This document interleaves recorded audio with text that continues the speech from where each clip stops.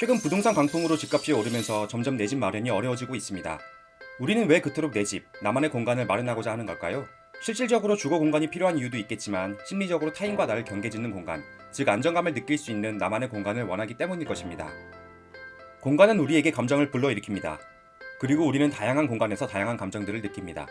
시원한 바닷가, 뻥 뚫린 정상에서는 후련함을, 책상에 붙어있는 비좁은 사무실에서는 답답함을, 스테인드 글래스를 통해 빛이 들어오는 고딕 양식의 성당에서는 차분함을 느낍니다.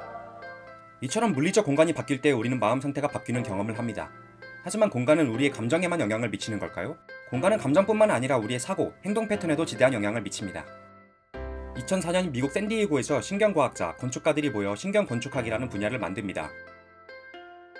신경건축학의 탄생은 공간과 건축이 인간의 사고와 행동에 미치는 영향을 측정하고 더 나은 건축을 추구하려는 움직임이라고도 볼 수 있습니다. 이들은 뇌 활동을 측정할 수 있는 도구들을 이용하여 공간이 뇌에 미치는 영향을 관찰하고 그 결과들을 바탕으로 건축에 적용합니다. 공간과 관련된 뇌의 부위를 간단히 분류하자면 다음과 같습니다. 두정엽, 공간을 지각하는 능력과 연관되어 있습니다. 선조체, 익숙한 공간에서 자동적 행동을 관찰합니다. 예를 들어 매일 가는 출근길에서 별다른 생각 없이 지하철을 갈아타고 회사 건물로 들어가 본인 자리를 찾아가는 행위 같은 것을 말합니다. 해마, 흔히 기억과 관련된 부위로 알려져 있지만 새로운 공간에서 어디로 향할지, 어떤 행동을 할지 결정하는 기능을 합니다. 편도체, 공간과 관련된 감정적 반응을 관장하는 부위로 늦은 밤 어두운 길거리를 걸을 때 느끼는 공포를 예로 들 수 있습니다. 이러한 신경건축학이 적용된 대표적인 건축물은 캘리포니아에 위치한 소크 연구소로 루이스 칸이 설계를 담당하였습니다. 이곳은 소아마비 백신을 만든 것으로 유명한 조나스 소크의 제안으로 지어졌습니다. 1950년대 당시 백신 연구의 진척 상황이 지진부진하고 있었을 때 조나스 소크는 이탈리아의 성 프란시스 수녀원에서 머물던 중 새로운 영감을 받아 백신 개발에 성공할 수 있었습니다.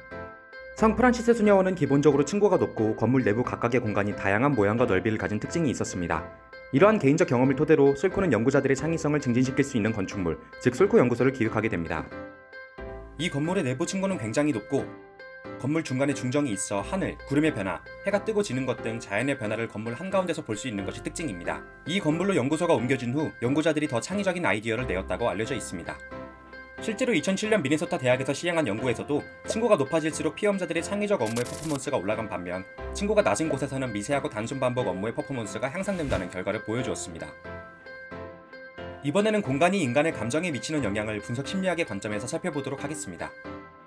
신박한 정리라는 TV 프로그램에서 깔끔하게 정리된 방을 보고 눈물을 흘리는 의뢰인의 모습을 볼 수 있습니다. 그 모습을 보는 시청자 역시 비슷한 무언가를 느끼며 감동받습니다.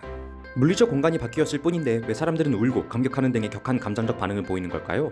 공간은 단순한 물리적인 차원을 뛰어넘어 각자가 살아온 시간들이 축적되어 있습니다.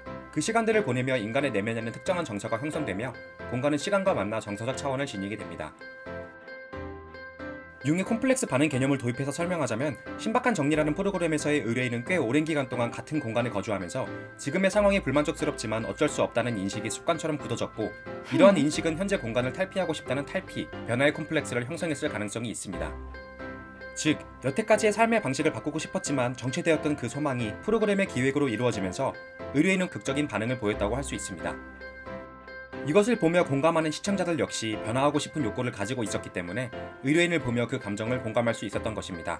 다른 삶을 살 수 있다는, 잊혀졌던 가능성을 눈앞에서 확인함으로써 감정적 반응이 일어난 것입니다. 우리는 물리적인 공간에서 많은 감정을 투영하며 특정 공간에서 지내면서 단순히 그 공간은 물리적인 공간만이 아닌 많은 기억, 이미지들을 투영해서 봅니다. 따라서 공간의 변화만으로도 이처럼 콤플렉스 반응이 일어날 수 있는 것입니다. 공간은 이렇게 다양한 방식으로 우리에게 영향을 주기 때문에 개인적인 공간을 내가 목표로 하는 행동, 머물고 싶은 심리 상태에 따라 디자인해 볼 수도 있습니다. 공간을 바꾸어 보면서 나의 공부 효율이 높아지는 효과를 노려볼 수도 있고 내 무의식 속에 있던, 모르고 지냈던 가능성들을 새롭게 발견할 수도 있을 것입니다. 우리는 공간을 조절함으로써 삶을 조절할 수 있는 것입니다.